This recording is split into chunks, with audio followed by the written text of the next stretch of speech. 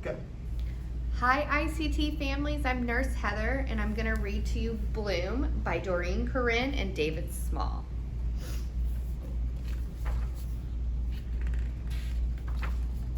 Once upon a time in a beautiful glass kingdom, there lived an unusual fairy named Bloom. Her boots were caked with mud, there was dirt between her teeth, beetles rested in her wings. Bloom's magic could spin sand into glass, turn weeds into blossoms, and grow a trickle of rainwater into a racing river. Bloom was a helpful creature, but her footsteps were heavy, and she left a trail of tiny cracks and mud everywhere she went.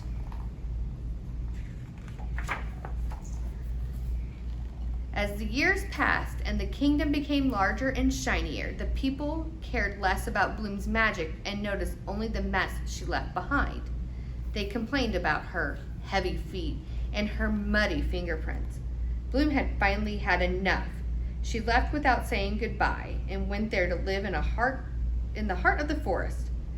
Both the kingdom and Bloom were extraordinarily happy with the choice she had made.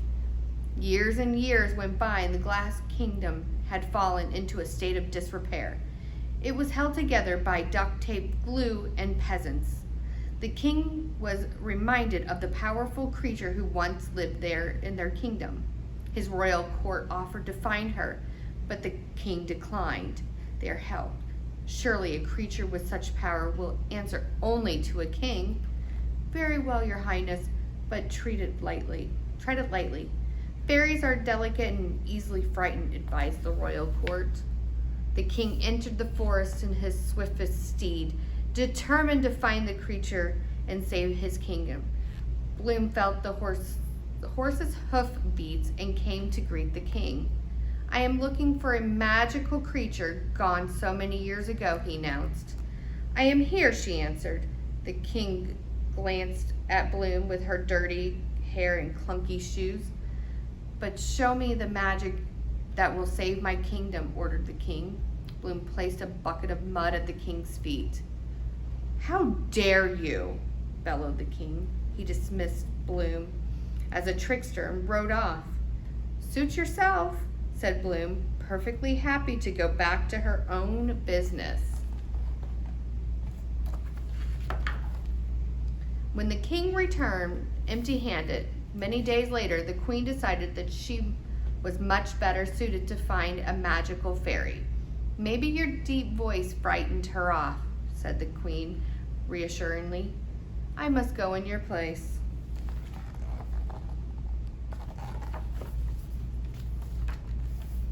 The next day she entered the forest accompanied by a single guard.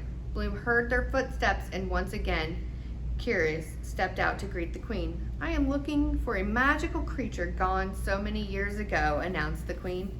I am here, answered Bloom. Show me the magic that will save my kingdom, ordered the queen. Bloom placed a mud bucket at the queen's feet. How dare you, bellowed the queen. She dismissed Bloom as a trickster and rode off. Have it your way, said Bloom. She picked up her bucket, skipped back to where she came from.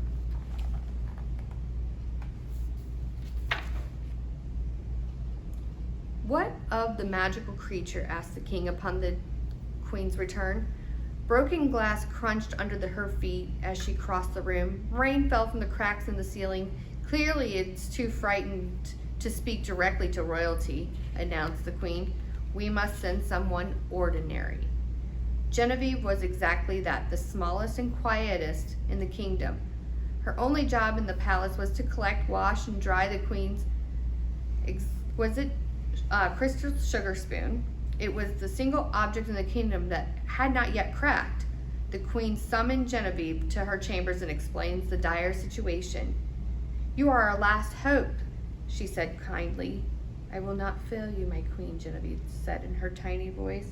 She brushed the broken glass out of her hair, packed a small bag, and left for the forest. And this is just an excerpt from Bloom.